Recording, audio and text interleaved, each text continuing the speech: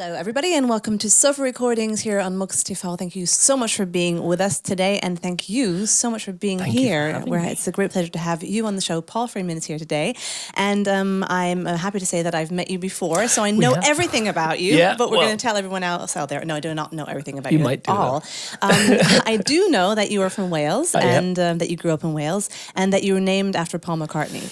This is true. Yes. So far, you're 2 out of 2. Oh, good. But you don't live in Wales anymore. You live in LA. Yes, and you have had a music career that is quite, has been a lot happening. It's a rich tapestry, absolutely. In 2008, you had your first EP out, but you have toured with people like Robbie Williams. You've written for Meatloaf. You have worked with Chris Isaak, and all these things. But I'd like to start with the first song you're going to play so that we can get into that, because that's the newest single. It's the new single, yes. It's called Closer Still, and it was featured on an episode of Jessica Jones in the new season. And that has happened. That's changed a lot already. It was only a couple months ago, or last month, It was last month, yeah. And things are moving if you quickly. look at, on your website and stuff, you think, oh my goodness, that really, a lot of people really saw you now. Yeah. How has that changed? How have things changed for you? It's really fun. It's because you write music to be heard. So when you know that it's actually having a response and people are listening, it makes it feel worthwhile, I guess.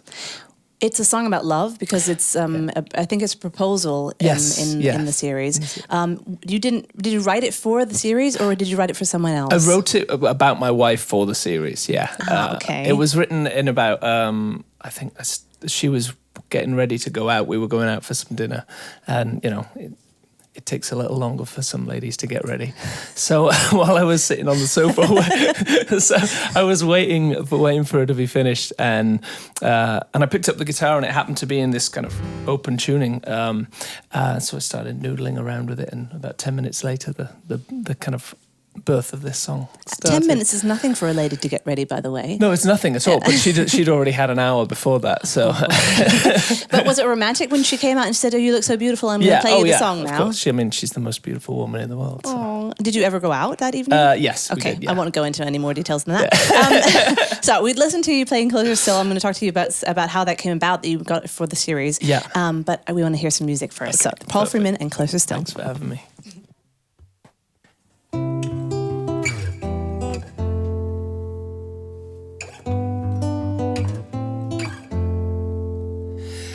There's no going back from here. Tonight the city disappears. I'll keep you safe, I'll keep your heart, like secrets kept between the stars. Come here, come closer still. Hey love, so I don't have to scream and shout it, and you don't ever need to doubt it. If everything looks black and white, then I'll be the color. Hey love, if you want a song to say it, then I'll be the one to play it. A single line from Bended Knee. Share a life with me. My hopeful heart is beating loud, like a firework not coming down, down. If the echo of the darkness grows, I'll be the light to bring you home. Come here, come closer still. Hey, so I don't have to scream and shout it, and you don't ever need to doubt it. If everything looks black and white, then I'll be the color. Hey love, if you want a song to say it, oh, I'll be the one to play it. In the space before we speak, share a life with me.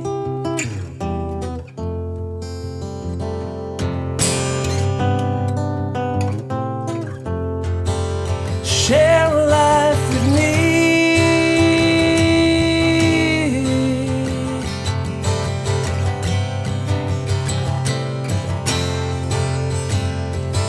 Come here, come closer still. Come here, come closer still. Hey love, I don't have to scream and shout it, and you don't ever need to doubt it. If everything looks black and white, then I'll be the color. Hey love, if you want a song to say it, then I'll be the one to play it. Before the last breath that we breathe, share a life with me. Share a life with me.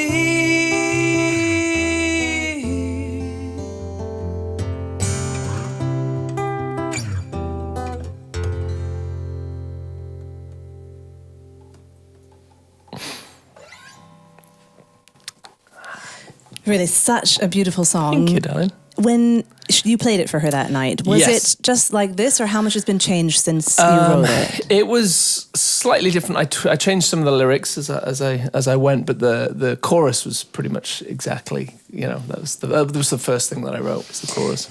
So people who don't live in LA, a lot of people think you live in LA, and so you write a song, and then obviously you get it played on some kind of series, but that is not the way it works. That's not the way it works at all. How does it work? Well, for me, I was very fortunate that the person who runs the show, Jessica Jones, was a fan of what I was doing musically. So when initially she asked me to submit another song for the series, but the lyric wasn't quite a match. So I just suggested, well, if that's not right, I can write something like it with a more appropriate lyric, basically. And so she was like, well, yeah, what have you got? And I sent her the rough of the idea that I'd already started writing. She was like, that's perfect, finish it and send it to me.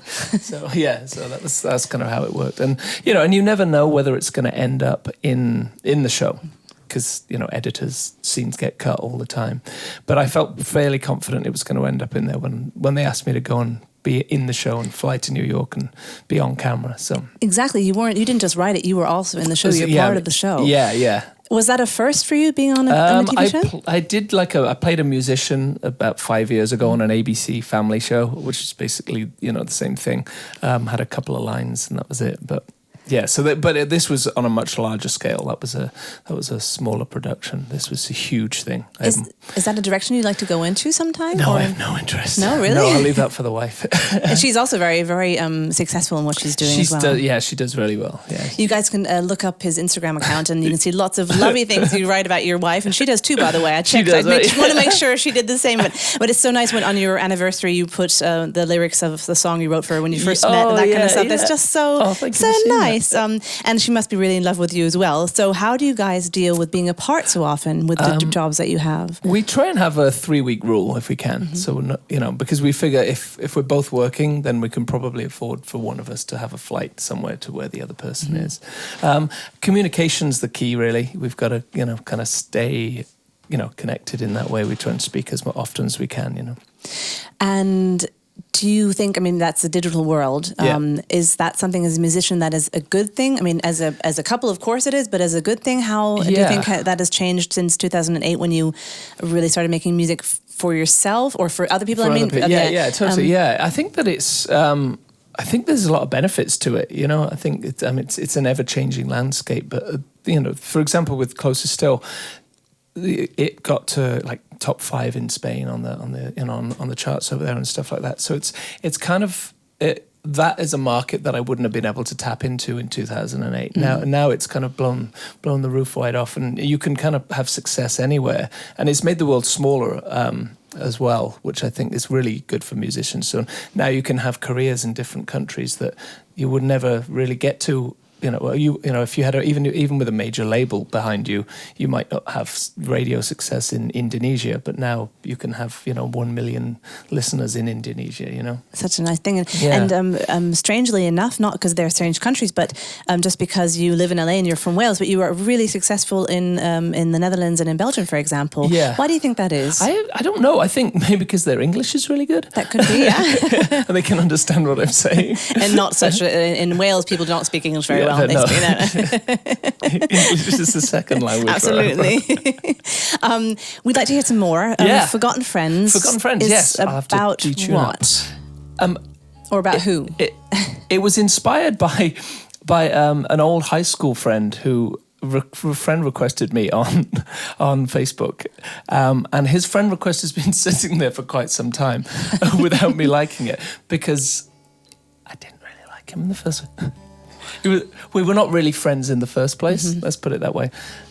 So it kind of inspired this thought of especially in, I've been doing music as a job for a decade now, and so it's kind of inspired by all the people that I've met along the way, and just really an homage to, I wonder what they're doing with their lives, and I hope that they're happy. And just because we're not in contact anymore, it doesn't mean that I didn't enjoy the company at the time or the interaction at the time. So, do you have a lot of new friends or people who want to be your friends now because you're becoming so famous and successful? I don't know whether it's. I think you're more open to when with any kind of success, whether it's in music or TV or whatever it is, or any business. I think your world gets bigger. I think your world expands. Mm. So I think you're more open to opportunities where people might take advantage of you. So I would probably say my friend group has gotten smaller, if anything.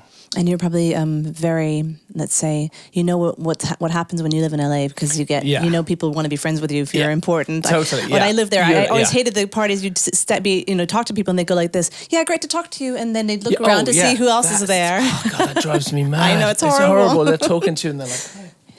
Over your shoulder. Yeah. What do you do? Oh, that's not important. I think I've got to go now. Yeah, I work in accounting. I actually go out sometimes and I say that when somebody asks, what do you do? Yeah, I'll make up a job. Woodwork is one of my favourite ones. And that doesn't get you anywhere. Except that you know that you're filled with friends. I know the conversation's going to end really quickly when I say that, so that's half the time when I say it. I'll tell you some more tricks, but not on camera, about how to get rid of people.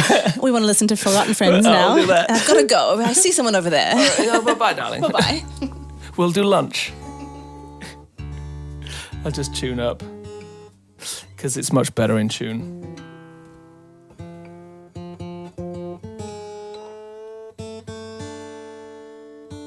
Haha, there we go. Got a winner. I also need a pick for this one, so let's do that as well. Thank goodness this sofa's so comfy.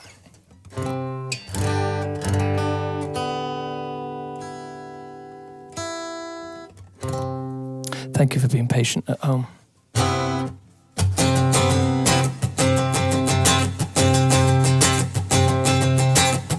Done 20 years and all I got is a fear of wasted youth, a fistful of debt. I don't have a trophy I can show for it, or a glowing reputation, and you can keep regret. But lead me down into the floor, shake it up, it's never gonna be before, and drink to forgotten friends, drink to forgotten friends. Whatever their story is, the whiskey dulls the city lights, the shit is older than I am, and it takes me back to when we were young, and all that time has passed me by. Can't ignore what I don't know when. So take me down into the water, shake it up, it's never gonna be before, and sing to forgotten friends, sing for forgotten friends, 'cause I know I'll see you again. Where do I go from here? Where do I go?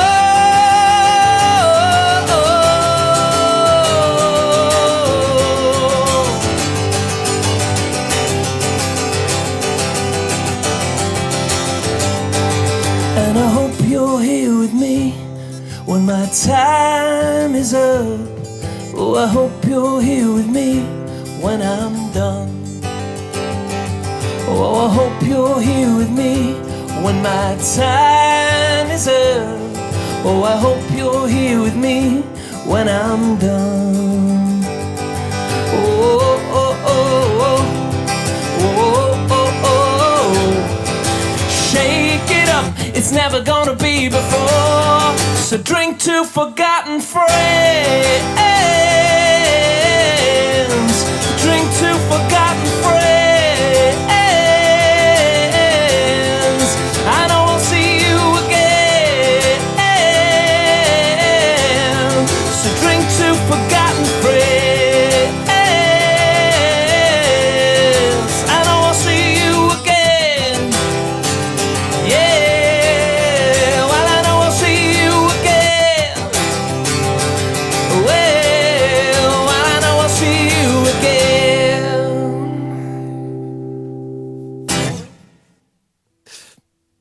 Wonderful. I think that should be like the theme song for the Friends reunion. Oh my God, that would be amazing. That would be so cool. Yeah, absolutely. Do you remember what kind of series you used to watch when you were a little boy in Wales? Oh my God, what did I used to like? I used to like reruns of the Dukes of Hazzard a lot. Oh yeah. And He-Man was what? Oh, no. He-Man, the little cartoon. Yeah, I know who that is. I didn't watch that, but I did watch the Dukes of Hazzard. It was great. Absolutely. It was probably Daisy Duke. Probably. Yeah. Not for me so much. No, but you for were probably more a Bo fan, but that was his name. Oh yeah, it was Luke and Bo, wasn't it? Absolutely. Yeah. So it wasn't really the music that you were listening to. It was the series. It was probably Daisy Duke, and I was very confused about what I was feeling.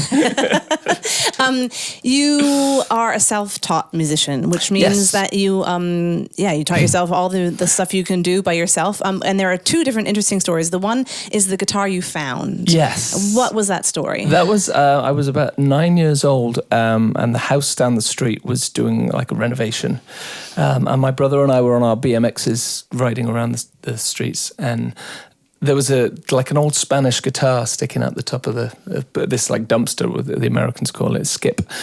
So I grabbed it and took it home, purely because at that time I was really into Dire Straits. My dad had given me a Dire Straits record, so I was standing on my bed with a tennis racket and pretending to be Mark Knopfler. I would put like the headband on and everything.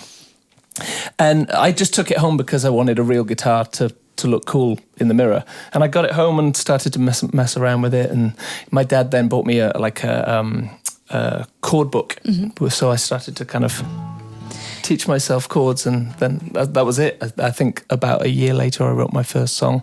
But he's forgetting a part of that story, because the guitar only had 4 strings and not 6. It did, yeah. So I should have probably been a bass player. But your parents didn't give you a real guitar until 6 months later, so you learned on a 4-string guitar. Yeah, it was the E was missing and the B string, so it was these 3 in the middle and then the high E. So that's why like a lot of what I was doing was like power chords. So was it relief when you finally got a real guitar and you thought... I didn't know how to play. I was like, oh, I see. It took me ages to figure out how to tune it as well. Did your parents know before this all happened that you were musically inclined and talented? No idea. They had no idea. My dad is such a big music fan that he was like secretly hoping, I think. He was like, come on, just one of them, just like music. Yeah. So I think deep down he was hoping for one of us to be into it. Did you know back then that they had named you after Paul McCartney? No, it wasn't until I was... about 14 and I was starting to write a lot of my own songs, and I played one to my dad one day, and it was a song called Someday, I think it was called, and he was like, wow, you just came up with that? And just flippantly kind of was like, no wonder I named you after Paul McCartney. I was like, what? And that's great that you mentioned Someday, because I wanted to request and I wanted you to play Someday for me. That's your very first song that you wrote. I did look, it's on my paper, see? You've got to be kidding me. First song, Someday. No way. So, can you still know it? Or kind of? Kind of know it. I think, yeah, let me try. Oh my God. I'll play you a little bit. Okay, please. I don't know how far it'll go, but... Okay. Yeah, I think that's right. So it's like...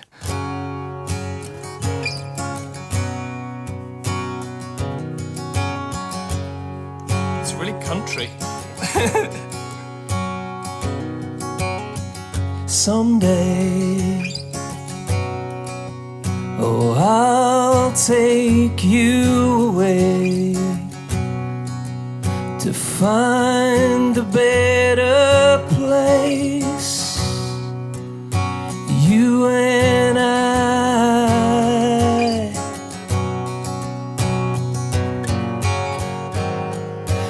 I don't mind.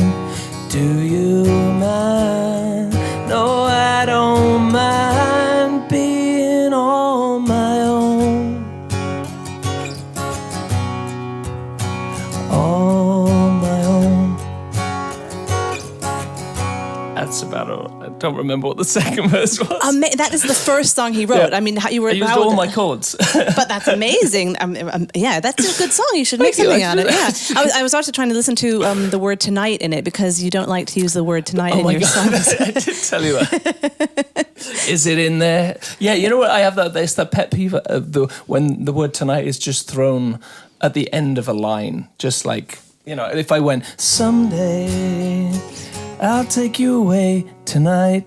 Like, why is that word at the end of the line? But the thing is, if you start listening to music, a lot of musicians use the word tonight. It's in there a lot, yeah. So, I mean, it does have its place. I'm not an anti-tonight person, but just we used in the right correct. Okay, so you wouldn't want to use it, and some of the songs you do listen to have the word tonight, you wouldn't like completely say, I'm not going to listen to a song without the word tonight. Does it have the word tonight? No, I'm out. Blackbird singing in the dead of night. Right, see, but if he said tonight, I'd probably be out. I'd be like, okay. Blackbird singing in the dead of tonight. Yeah, that would have been like, good. No, Macca, that's not thank God for Paul McCartney. Right. See, he got it right. Yeah, tonight. Yeah. Anyway, you learned your guitar by yourself, and then you started working in a studio in Oxford. Yes, And what Milton was it called? Keynes. It's just outside London. Mm-hmm. It was called Great Limford Manor, and it was like probably the first real job I had. It was a tape op, and that was really when I left home. Because it was a residential thing, and they gave me a little room in the house to live in, and so that was me leaving home really, and then the next stop was London. But why was it that you never slept when you were there? Oh, because I used to stay up all night playing all the other band instruments. There was we had a session in there. I think Julian Cope came in there once. And he had all these amazing guitars laid out, and a grand piano was out, and the session finished around 1 o'clock in the morning, and I probably had drunk too much coffee, and everybody else went to bed, and I was like, I'm just going to stay up for a bit, and I was like started picking around, and the next thing I knew it was 6 a.m. and the owner of the studio came down the stairs, and he was like, are you still awake? And I was sitting at the grand piano trying to figure out how to play it. And that's how you learned how to play a lot of instruments. Yeah, I learned how to play a lot of instruments in that studio because it was soundproof, so I could play the drums at 3 a.m.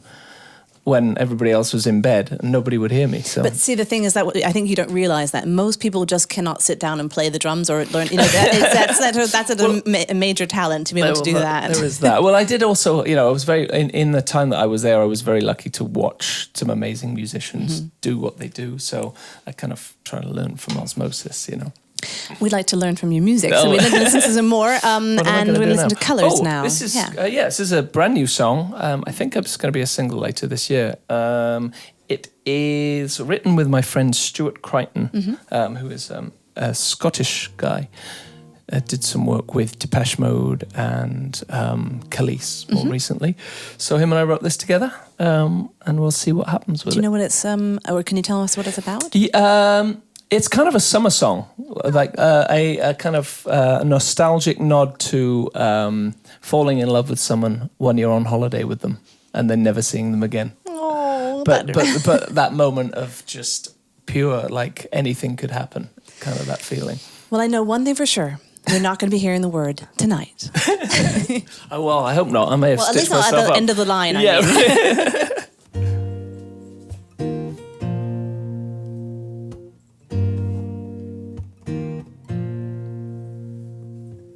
September spinning like a satellite.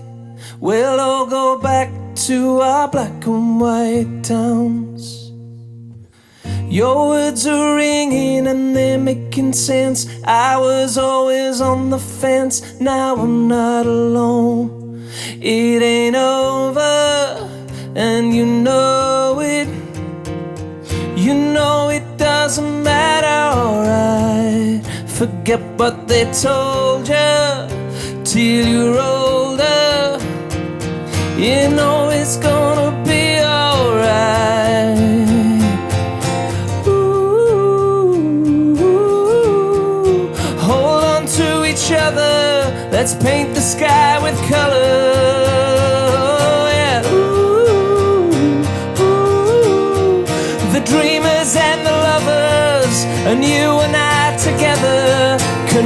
the sky with colors. Oh,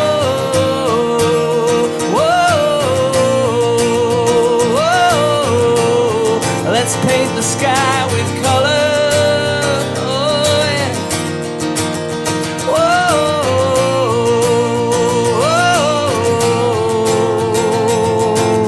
Whoa. Your sweet persuasion keeps me hanging here. Shadows help us disappear. Your glitter and your gold keep nothing on, and baby, I will do the same. Love is just a stranger's name that nobody knows. It ain't over, and you know it. You know it doesn't matter. I forget what they told you till you're older. You know it doesn't matter. Alright. Ooh. Well, hold on to each other. Paint the sky with color. Yeah. Ooh. The dreamers and the lovers, and you and I together can paint the sky with colors.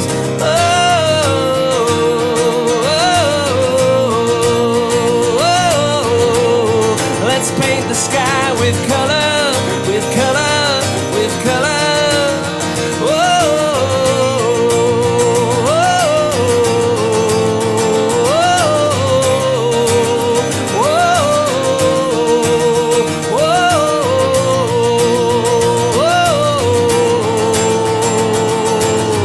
Why not, why not love? Why not, why not love? Why not, why not love? Why not, why not love? Why not, why not love? Oh, oh, let's paint the sky with color, you and I together. Oh, the dreamers and the lovers, and you and I together. Let's paint the sky with color.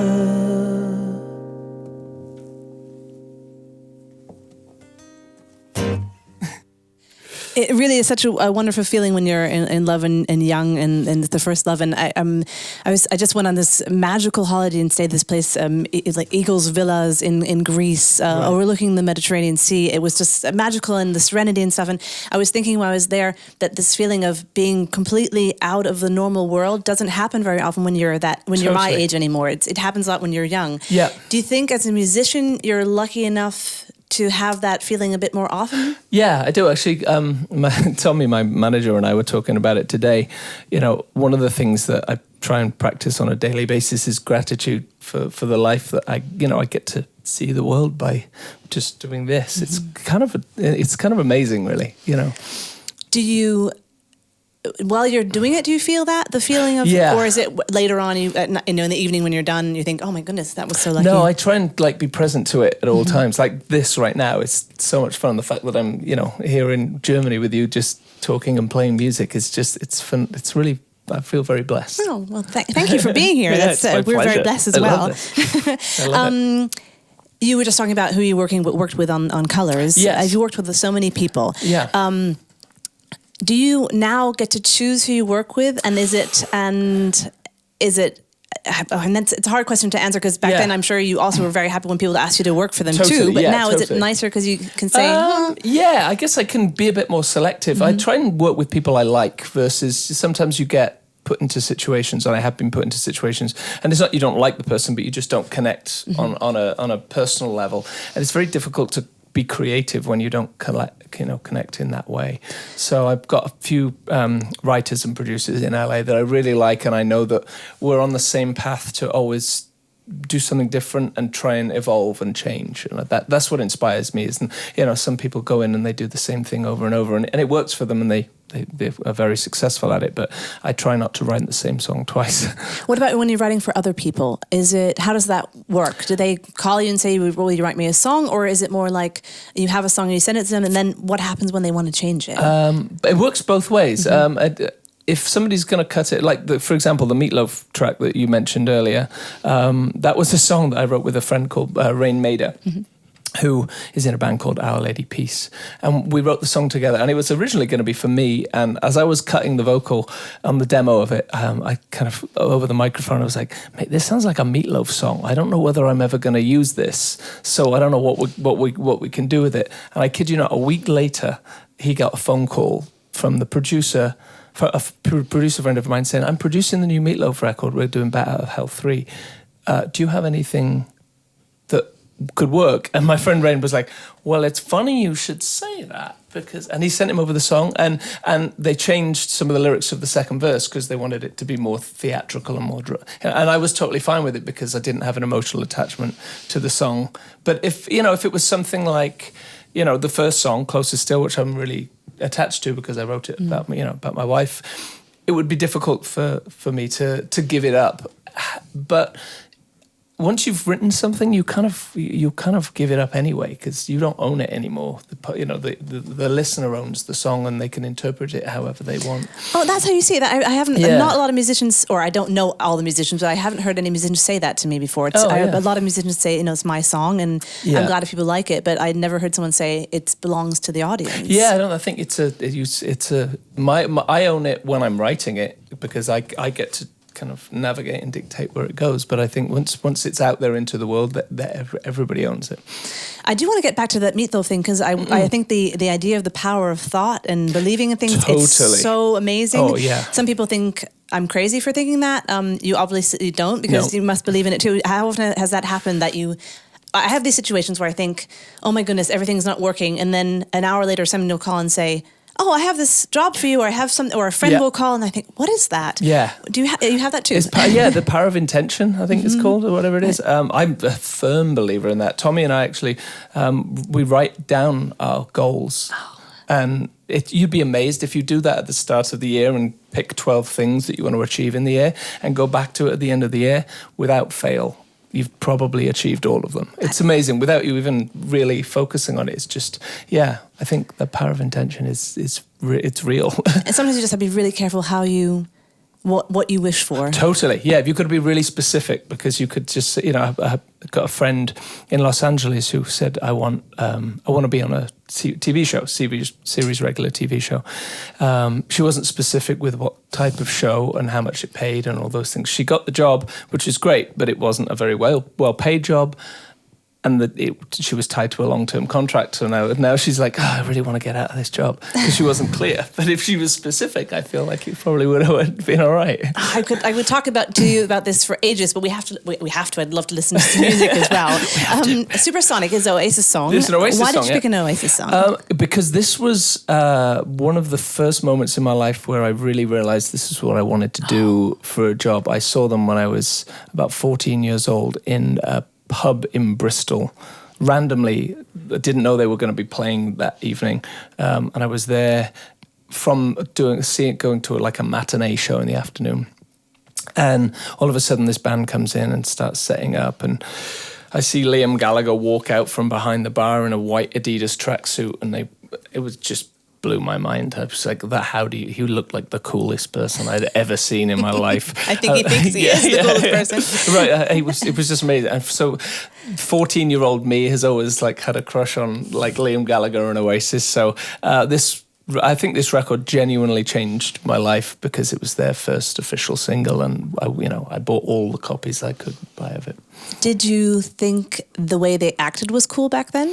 I think for a teenage boy, they were cool. And then as you grow up, you kind of go, I probably wouldn't make that decision. But I'm so glad you didn't. Yeah, me too. I'm so glad you're such a nice person. Supersonic Oasis, Paul Freeman. I'll give it a go at least. Try and do it justice.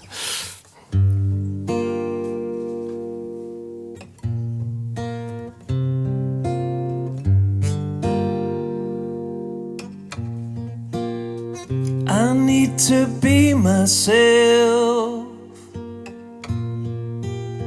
I can't be no one else. I'm feeling supersonic. Give me gin and tonic. You can have it all, but how much do you want it? You make me laugh. Give me your autograph. I can ride with you in your BMW. You can sail with me in my yellow submarine. You need to find out, 'cause no one's gonna tell you what I'm on about. You need to find a way for what you wanna say. But before tomorrow, 'cause my friend said he'd take you home. He sits in a corner all alone, and he lives under a waterfall. Nobody can see him, nobody can ever hear him call.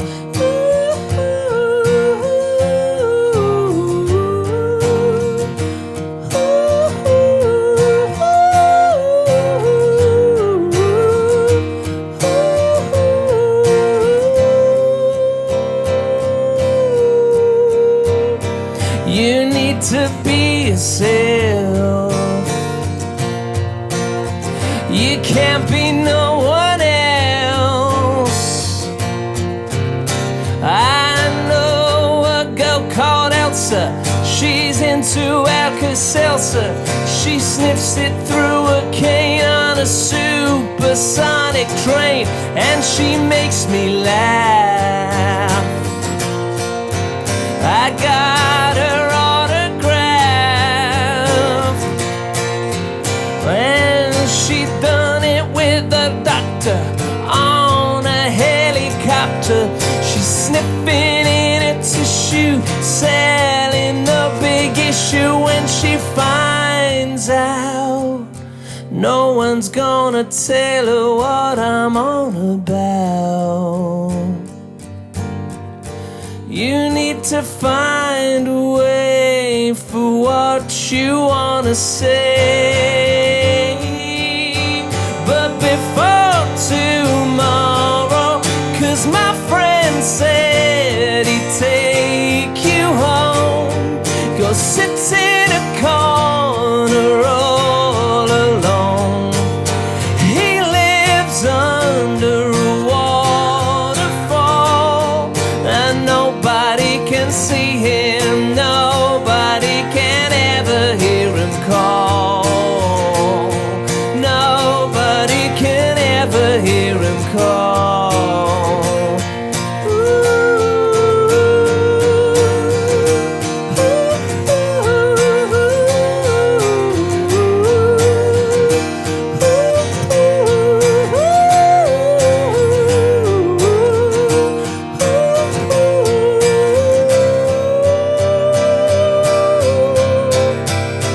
You need to be yourself.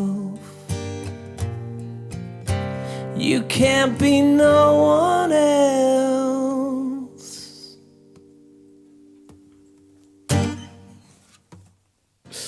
I love that. I love that song anyway by Oasis, but sung by you is also amazingly. thank you, And are there any other songs you like to cover? I mean, I know there is a little secret that you have in your phone with lots of songs with the lyrics. It's not a secret anymore now, but whatever. Sorry. There's, I'm a big Bruce Springsteen fan, so I love singing I'm on Fire. Radiohead are fun to sing because he's got such a dynamic voice. There's an old Patsy Cline song called You Belong to Me that I really love as well. And all the lyrics are on your phone so that if people request them at your concerts, so you can look at them. Okay. Sometimes they don't work because I'm just looking at lyrics going, what are the chords? But isn't that what people love at concerts? Yeah, when you kind of make it up as you go along a little bit. Tell me about, this is a completely different topic, but tell me about your trip to Nepal in December. What was that all about? That was, my wife and I started put a group together and partnered with a company called Build On, or a charity called Build On, who are based in Washington, D.C., and we put a team together to fundraise and build a school in Nepal, and we're building another one in Malawi in July, and send inner city kids from the Bronx in New York to Haiti to help build schools and kind of offer some aid down there as well. So we started fundraising. The idea was that we wanted to leave a mark for our year anniversary. So we wanted to, kind of leave something, a foundation in the world somewhere, something positive to celebrate our first year of marriage. So when we started talking about it, we asked a couple of friends if they'd be interested in coming with us. And everybody we spoke to about it said, I want to come.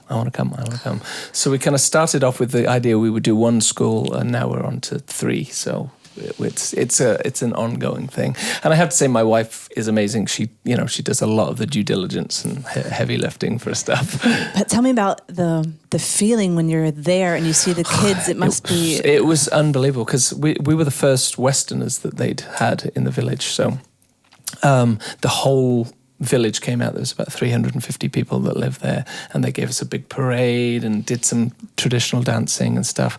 And it's an interesting thing because you have this cultural exchange. It's not really a we're coming to fix things and build a school. It's a real cultural exchange. So everything that we bring with us, we take away with us, and it's not so. I think sometimes you can fall into the trap because we have so much. We're so lucky as where we live in the world.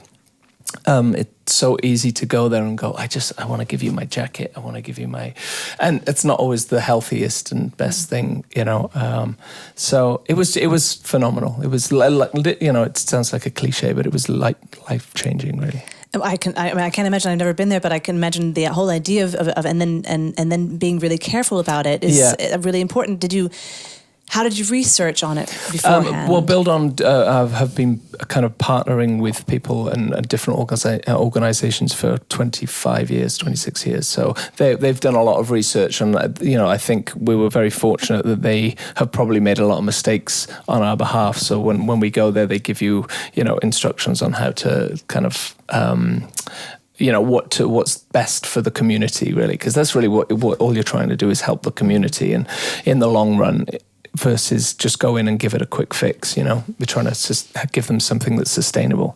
So when you're sitting in traffic in LA and are really annoyed, how often do you remember that life-changing moment? Does it help? All the time. Oh, really? Yeah, all the time. Yeah, all the time. Because it was really hard to go back to LA after that, because like I said, you realize how much you have just running water in itself, hot running water at that, So the first few days back for both of us were like, oh my God, we're just blessed. We're really blessed. It's amazing. We're so fortunate. Did they like your music? They asked me to sing on a daily basis, and I finally gave in and sang something. And they all, like, the whole village stopped and listened, and it was really funny. Well, why didn't you want to play in the beginning? Because it felt uncomfortable to go there and be kind of like, hey, I'm a singer. Look at me. That's not really what I was there for. I was there to help build a school, not try and show off. So it made me feel uncomfortable to be asked. Did they teach you anything musically from their side of? One of the guys in town had a drum, so he was kind of showing me how to play this kind of old Tibetan drum, which was really cool. It's really great. Amazing thing that you're doing. Thank you, love. Loneliness. Yes. I bet you weren't lonely there, that's for sure. No, that certainly wasn't lonely. This was written for a friend who was going through a tough time. And I'd forgotten about the song until about 3 days ago. I was doing a show in Holland, and somebody said, do you know what was that song about? Lonely something? I was like, oh my goodness, I've forgotten about that song. I don't think I've played it in 3 years. So I played it, and my manager's never heard it. So I played it. I was like, I'll play it tonight for you, if I can remember it. And got through it, and Tommy came and said, why have I never heard that song? what are we doing? So now that's why it's in the set now, because it's his request today. But he's not the one who was lonely. He's not. No, of course not. No, Otherwise he would know the song. No. And the person you wrote about is feeling better now, hopefully. Yes. Good. They're in a much better place. So. That's good. And hopefully the song helped. I'm sure it did. Loneliness, Paul Freeman.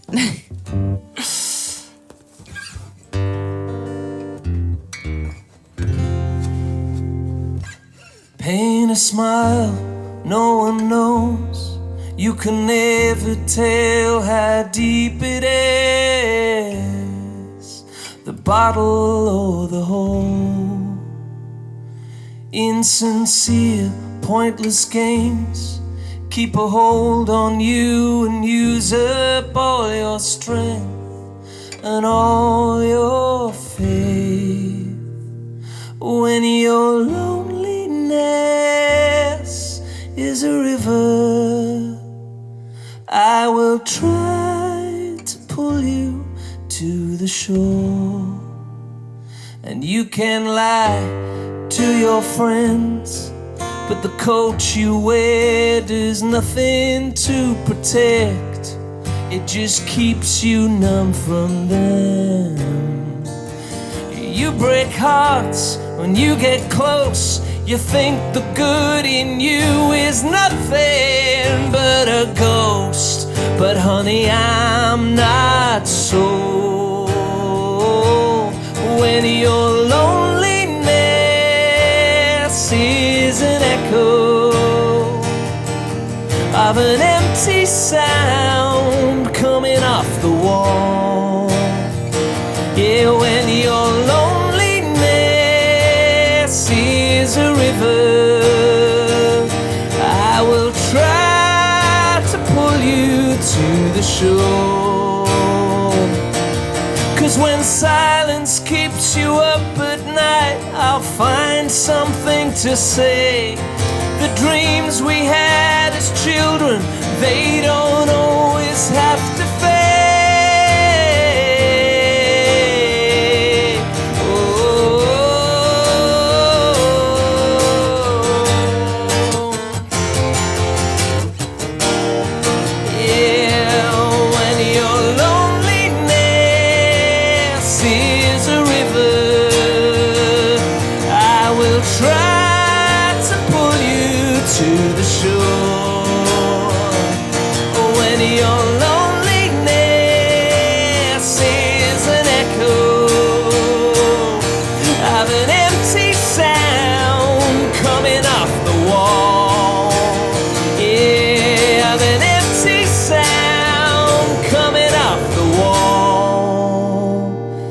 Paint a smile, 'cause no one knows.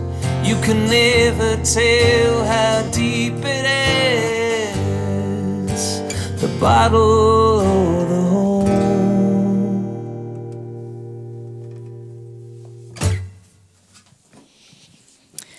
And another beautiful song. Thank you so much. Thank you.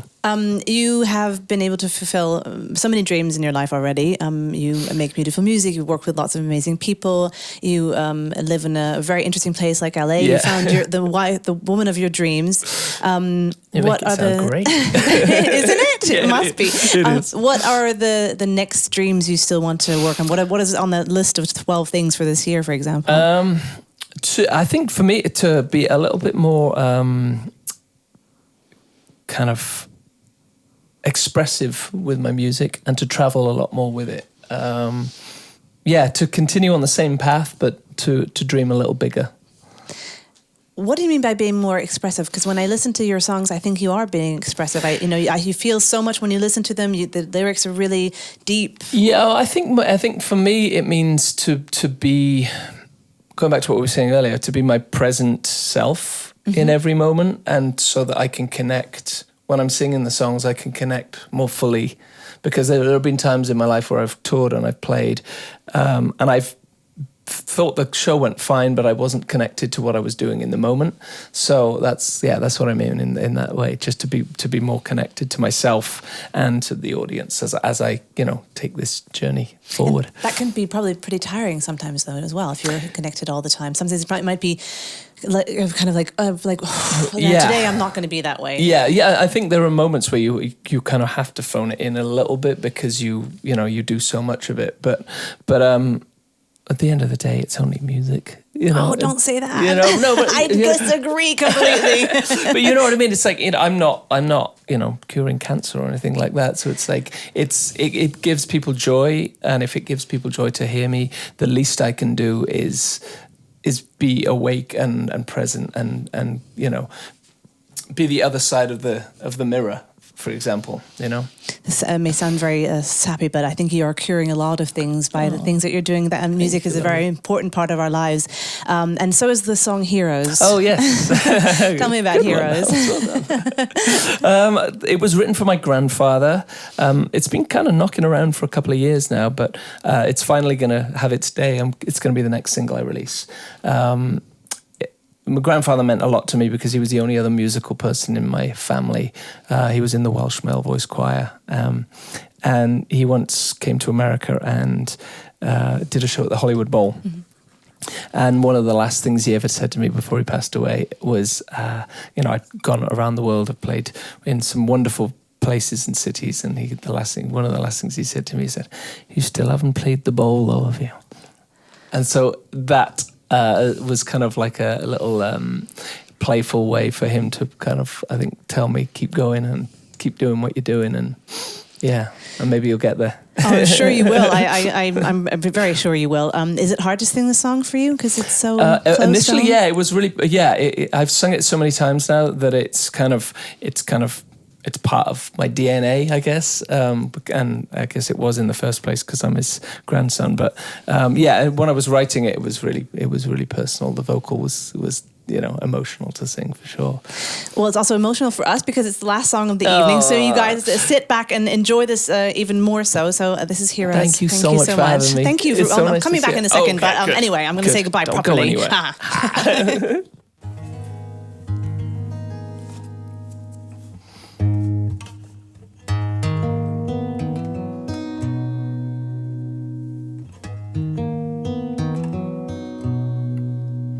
We're the survivors of a golden age, chasing forever as it slips away. Sooner or later we face the past, but who will be standing in the broken glass? Just keep on, 'cause I know you're strong, and I don't wanna know every promise you broke. I just want you to stay, 'cause even our heroes fade. We were the wanderers, we crossed the line. Let's come together and let's start a fire. Oh, we just write our own songs, don't take no from no one. Come on, let's lose our minds and just keep on, 'cause I know you're strong, and I don't wanna know every promise you broke. I just want you to stay, 'cause even our heroes fade. Oh, no, you're never gonna be ignored, you're only gonna be adored. But every empire falls and no one's made of stone. You're not alone. Oh, we were born to don't wanna know. Every promise you broke. I just want you to stay. 'Cause even our heroes fade. No, I don't wanna know. I don't wanna know. Every promise you broke. I just want you to stay. 'Cause even our heroes fade. Yeah, even our heroes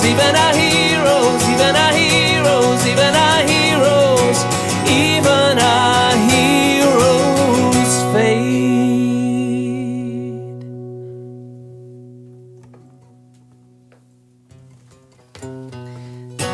Paul, it's been an absolute joy having you on the show today. Thank you so much. It's been my pleasure. It's so nice to see you again. It's so nice to see you again as well. It's nice that you are here with us as well. Thank you for being here on Sofa Recordings on MUXX TV. I wish you all the best for the future. I'm sure we're going to hear lots more from you. The paulfreeman.com is your website. Yes. Then you have Instagram and Facebook as well, of course. Yes. And I just, turn on the TV, you'll see him all over the place, I'm sure. I wish you all that your dreams come true, and I wish you the Hollywood Bowl for sure. Oh, I love that. Thank you so much. And And thank you for watching. And we'll see you next time. See you next time. Bye-bye. Need to doubt it. If everything looks black and white, then I'll be the color